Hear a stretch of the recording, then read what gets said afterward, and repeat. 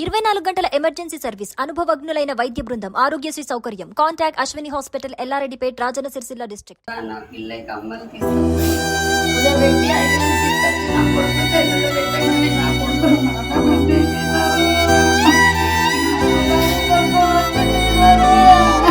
నా దగ్గర ఎవరికి రావద్దు సార్. నాకు ఇద్దరే కొడుకులు నాకు నా గడప కూడా ఎందుకు ఇచ్చిండు, ఎందుకు ఇచ్చి ఎందుకు లాక్కున్నాడు. Welcome to Suman TV. Jagtial జిల్లా కోరుట్ల పట్టణము. ఏదైతే విద్యుత్ షాక్తో ఇద్దరు వ్యక్తులు గత జూన్లో 5 నెలల కింద స్పాట్ డెత్ జరిగినటువంటి సంఘటనలో మరి గణపతిని ఒక షెడ్ నుంచి ఇంకొక షెడ్డుకు తరలించే క్రమంలో ఆ రోజు జరిగిన సంఘటనలో 10 మందికి గాయాలైతే అందులో 2 స్పాట్ డెత్ జరిగింది.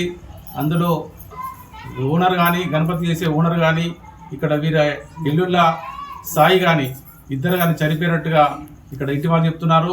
ఆ రోజు జరిగిన సంఘటనలో వీళ్ళ చిన్న కొడుకు 26 సంవత్సరాలు ఉంటాయని చెప్పి చెప్తున్నారు. ఆ రోజు స్పాట్ డెత్ అయ్యాడని చెప్పి చెప్తున్నారు.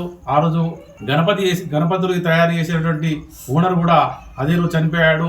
మరి 8 మందిలో వీళ్ళ కొడుకు, ఇంకా పెద్ద కొడుకు కూడా తీవ్రమైన గాయాలతోటి ఉస్మానియా హాస్పిటల్లో జాయిన్ అయ్యి మరి 4 నెలలు శ్రమించి హాస్పిటల్లో ఎంతో కష్టపడి మరి ఇంటికి వచ్చిన క్రమంలో మరి ఆయనకు ఇన్ఫెక్షన్ అయ్యి ఇంజక్షన్లు ఇస్తే ఆ ఇన్ఫెక్షన్ల యొక్క గడ్డ పగిలిపోయి మరి ఈరోజు ఇన్ఫెక్షన్ పూర్తిగా బాడీకి చేరి మరి మరణించినట్టుగా వీరు ఇక్కడ ఇంటి వాళ్ళు చెప్తున్నారు. మరి ఏదైతే నిర్లక్ష్యంగా జరిగిందో విద్యుత్ అధికారుల బాధ్యతలు, మరి దీని ప్రభుత్వమా, మరి ఇంటి గణపతులు చేసే ఓనరా, మరి ఎవరు అసలు దీని బాధ్యత ఎవరు వహించాలి?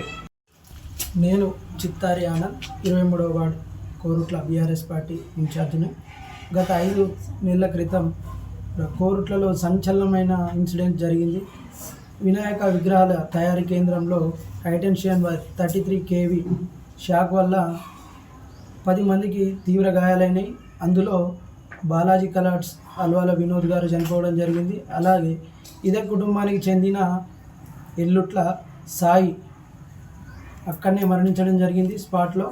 ఇప్పుడు వాళ్ళ సొంత అన్న ఎల్లుట్ల కృష్ణ 5 నెలలు మన ఉస్మానియా హాస్పిటల్లో చికిత్స పొంది తర్వాత అక్కడ నుంచి డిశ్చార్జ్ అయ్యి ఇంటికి వచ్చిన తర్వాత గత 3 రోజుల క్రితం అతనికి ఇన్ఫెక్షన్ బాడీ మొత్తం స్ప్రెడ్ అయిపోయి అనారోగ్యంతో ఉండడం వల్ల వెంటనే అతన్ని మనం జగిత్యాల ప్రభుత్వ ఆసుపత్రికి తరలించడం జరిగింది.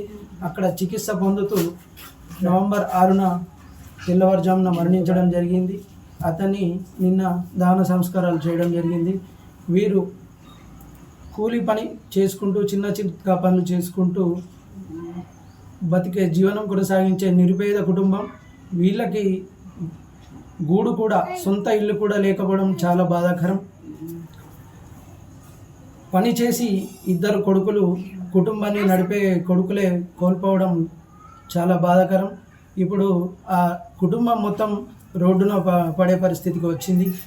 దయచేసి ప్రభుత్వం వారు వీళ్లకు వెంటనే 5 లక్షల నష్టపరిహారాన్ని ఇవ్వాలి. అంతేకాకుండా ఒకే కుటుంబానికి సంబంధించిన 2 కొడుకుల్ని కోల్పోయిన ఆ తల్లికి వెంటనే ప్రభుత్వం వారు ఇందిరమ్మ ఇల్లును తక్షణంగా వారికి మంజూరు చేసి ఇవ్వాలని, అలాగే చిన్నపిల్లలు సాయికృష్ణ యొక్క చిన్నపిల్లల్ని వాళ్ళకు కూడా ఏదైనా హాస్టల్లో ప్రభుత్వం వారే పూర్తి బాధ్యత వహించి వాళ్ళు పెరిగి పెద్దయ్యే వరకు వాళ్ళ పోషణ బాధ్యతను కూడా వాళ్ళే చూడాలి.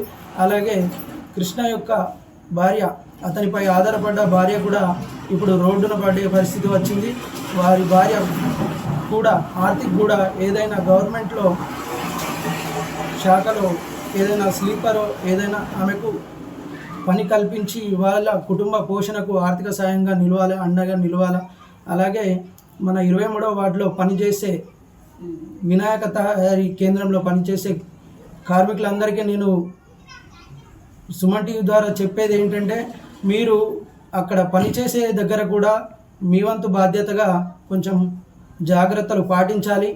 ఎందుకంటే మీరు వాళ్ళకు ఒక యంత్రాల మాదిరిగానే పనిచేసి మీరు ఏదైనా మీకు జరగరాని జరిగితే వాళ్ళు కుటుంబం మొత్తం రోడ్డున పడే పరిస్థితి వచ్చింది. కాబట్టి మీరు కూడా మీ కుటుంబాన్ని దృష్టిలో పెట్టుకొని పనిచేయాలి. అలాగే తయారీ కేంద్ర యజమానులకు కూడా నేను తెలిపేది ఏంటంటే, మీ దగ్గర పనిచేసే కార్మికులను కూలీలుగా చూడకుండా వారి మీ కుటుంబ సభ్యులుగా చూసి వాళ్లకు ఏదైనా జీవిత బీమాను, వాళ్ళకి ఏదైనా ఆరోగ్య బీమాను కల్పించి వారిని మీ కుటుంబంలో ఒకరిగా భావించే వాళ్ళని పని చేసుకోవాలా.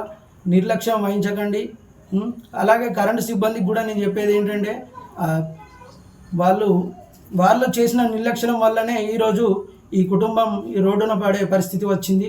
దయచేసి కరెంటు సంబంధించిన సిబ్బంది కూడా నేను సుమన్ టీవీ ద్వారా తెలియజేస్తున్నది ఏంటంటే, మీరు తగు జాగ్రత్తలు పాటించండి. మీరు చేసిన నిర్లక్ష్యం వల్ల వాళ్ళకు కరెంటు షాకు తగిలి ఈరోజు కుటుంబం 2 కొడుకులు, చేతికొచ్చిన కొడుకులు మమ్మల్ని సాగుతారు, పోషిస్తారు, జీవితాంతం మమ్మల్ని కంటికి రెప్పలా చూస్తా అన్న కొడుకులు 2 మరణించడం జరిగింది. అలాగే వాళ్ళకి కృష్ణకు 2 చిన్న పిల్లలు ఉన్నారు. వాళ్ళ తండ్రి నిన్న మొన్నటి దాకా కనిపించే తండ్రి ఇవాళ కనబడకపోవడం వల్ల వాళ్ళు భయాందోళనకు గురవుతున్నారు. ఇప్పుడు సాయి కృష్ణని వాళ్ళకు ఒక తండ్రి లేని లోటును ఎవ్వరూ తీర్చలేనిది. ఆ కుటుంబం మొత్తం శోక సముద్రంలో మునిగిపోయింది. వాళ్ళని కన్న కొడుకుల్ని తిరిగి రాని లోకాలకు తీసుకువెళ్ళిన దేవుడు కూడా ఇలాంటి బాధ రావద్దు, ఎవరికి కూడా ఇలాంటి సమస్య, ఇలాంటి బాధ ఎవరికి రావద్దని నేను తెలియజేస్తున్నాను. ఇది ఏదైనా న్యాయం చేయగలుగుతామని బతిలాడుతున్నారు కార్మికులు. అంతే, నాకు ఇక్కడ ఏం తెలియదు. ఒక 10 సంవత్సరాల నుంచి దాంట్లోనే పని చేసిండ్రు. నా కొడుకులు 2 ఒకటే దాంట్లో చేసిండ్రు.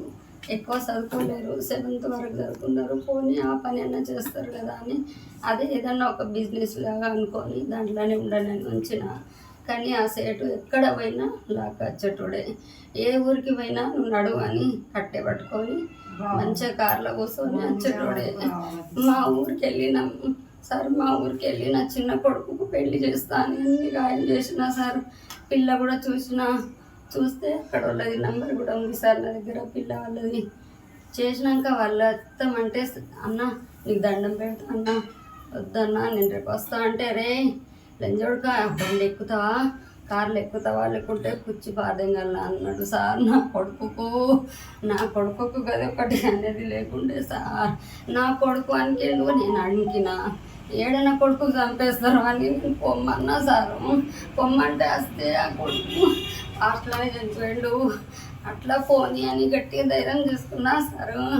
ఇంకొక కొడుకు ఇట్లా అయిపోయింది, తీసేసిండ్రు. ఈ కొడుకుకు దానం చేసి అన్నీ చేసి ధైర్యం గట్టి చేసుకొని, ఇదే నా చిన్న కొడుకు, వీడే నాకు పెద్ద కొడుకు పుట్టినోడు అనుకొని ధైర్యం గట్టి చేసిన. నాకు బిడ్డలు లేరు, పోనీ మా అన్న బిడ్డకి చేసుకున్నా నా బిడ్డ లెక్కని అనుకొని ఇట్లన్నా బతుకుదామని గట్టి. 30 సంవత్సరాలు అవుతుంది సార్ నేను ఇక్కడ వచ్చి. నాకు ఇప్పటిదాకా ఎక్కడ ఒక ఫ్లాట్ రాలేదు సార్. నాకు ఏది లేదు. నా పిల్లలు ఇక్కడనే చదువుకున్నారు, ఇక్కడనే పుట్టినరు, ఇక్కడనే పెరిగినరు, ఇక్కడనే బీటలు చేసిన బీడ్నే పీల్చిన ఒకటి వస్తాయి సార్ నాకు. అంతే, నాకు వేరేది నాకు ఏది అన్యాయం ఎవరు నాకు చేయలేరు సారు. నా కొడుకు చనిపోతే ఒక చెక్ ఇచ్చిండ్రు అంతే సారు. ఆ చెక్కులకి వెళ్ళి 2 లక్షలు ఇస్తే నా కొడుకు కాపాడుతా అనుకున్నా సారు.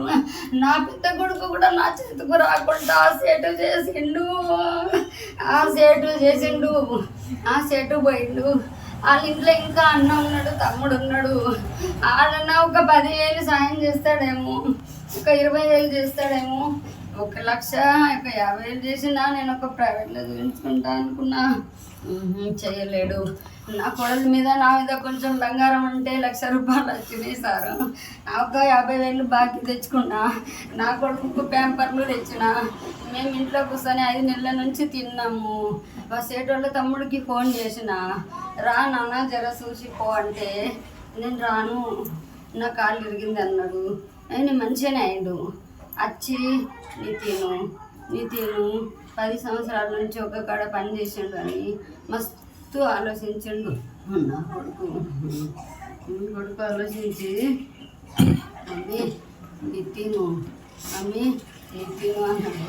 ఎందుకురా సేటు చనిపోయిండు, సేటు వాళ్ళ తమ్ముడికి తీసుకొని ఏం చేస్తావురా అంటే, మేము 10 సంవత్సరాల నుంచి ఒక కాడ పని చేసినాం మమ్మీ, 5,000 అంటే ఎందుకు నాన్న 5,000 అన్నా, నా దగ్గర లేకపోయినా కూడా నా పిల్లకి అమ్మలు తీసుకపోయి కుదబెట్టి 5,000 తీసుకొచ్చి నా కొడుకు చేతుల్లో పెట్టంగానే నా కొడుకు మాట బంద్ అయింది సారు. నాకు బాగా కష్టం వచ్చింది సారు. నా లెక్క ఎవరికి రావద్దు సారు. నాకు 2 కొడుకులు ఉండే సారు. నాకు నా గడప కూడా దేవుడు ఎందుకు ఇచ్చిండ్రు, ఎందుకు ఇచ్చి ఎందుకు లాక్కున్నాడు. ఆ దుకాణంలో పోయినందుకు ఒక 50,000 20,000 ఇచ్చిన నా ఆత్మకు శాంతి ఉంటుండే, నా కొడుకులకి కూడా శాంతి ఉంటుండే. ప్రభుత్వం వచ్చి ఏం చేసిండ్రు, ఇంకా చెక్కు ఇచ్చిండ్రు. ఆ చెక్కు 5 సంవత్సరాలు ఆయన పేరు మీద ఇస్తే ఆ 5 సంవత్సరాలు నేను ఏం చెయ్యాలా, నా కొడుకు కూడా పోయిండు. అప్పటిదాకా ఏం చెయ్యాలా, నా కొడుకు బతికి ఉంటే ఒక చేతి పోయినా ఇంకా నేను ఎవరైనా బోళ్ళు దోమి నా కొడుకుది రోజు గుద్ద కడిగినట్టు ఎవరిదన్నా కడిగి నా కొడుకు పిల్లలకు నా కొడుకుకు సాదుకుంటుంటే నాకు అదే ఆశ సారు. నాకు వాళ్ళు ఇచ్చినవి నేను 5 లక్షలు ఇట్లా చూపెట్టిండ్రు, వెళ్ళిపోయిండ్రు సారు అందరూ. మళ్ళీ నా కొడుకుకి ఎవరు చూడడానికి రాలేరు. ఈ లోకోళ్ళు 2 ఇక్కడి నుంచి అక్కడ 2 ఒక్కోళ్ళకి 3 4 చూసిండ్రు. ఏ సార్లు వచ్చి మాకు ఏ సాయం సారు ఇప్పటికీ 5,000 ఇంట్లోకి ఒక రోజు ఏం లేకుంటే నా కొడుకు ఆలోచిస్తుండే. దుకాణంలోకి పోయి వాళ్ళ ఇంటికి పోయి అడిగి రమ్మన్నాడు సారు. ఒకరోజు టాబ్లెట్లు లేకుంటే అట్లనే ఉన్నాడు.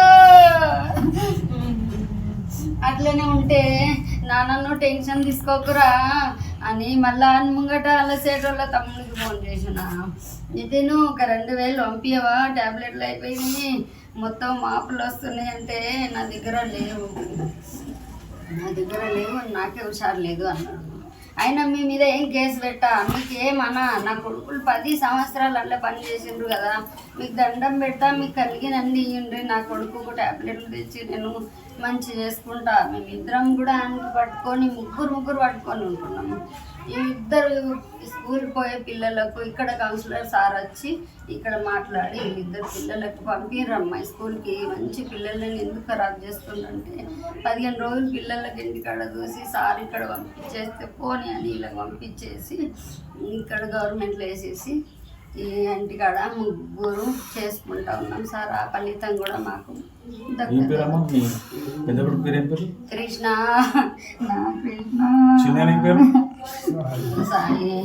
సాయి అంటే వాళ్ళు ఇంకా ప్రేమ కొద్ది బంటు అని పెట్టుకున్నారు. నా కొడుకు బంటు ఎటు పోయిండో, సాయి ఎటు పోయిండో, కృష్ణ ఎటు పోయిండో, నాకు నిన్నటి నుంచి ఏం బాధ అవుతుంది సార్. నేను వాళ్ళ డబ్బులు ఇవ్వకున్నా ఇంటికి వచ్చి మాట్లాడతాడేమో అని వాళ్ళ తమ్ముడికి వాళ్ళ అన్నకి ఎన్నిసార్లు చెప్పు, ఏమెవరు సాయం చేయలేరు.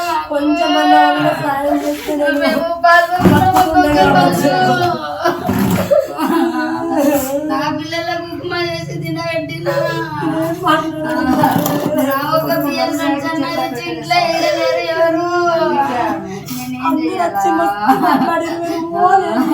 ఎంతో కౌన్సిలర్ లాగా అందరూ ఇక్కడ అక్కడ తిరిగి ఎంత మందికి ఇచ్చిండ్రు, మాకెవరు ఏమి ఇవ్వలేరు. ఏముందని మాట్లాడాలి, మాకేముంచలేరు. ఇల్లు ఇస్తాం, అది ఇస్తాం, పైసలు ఇస్తాం నా కొడుకు సాయం చేయలేరు. మా పాలనే పోయినాయి.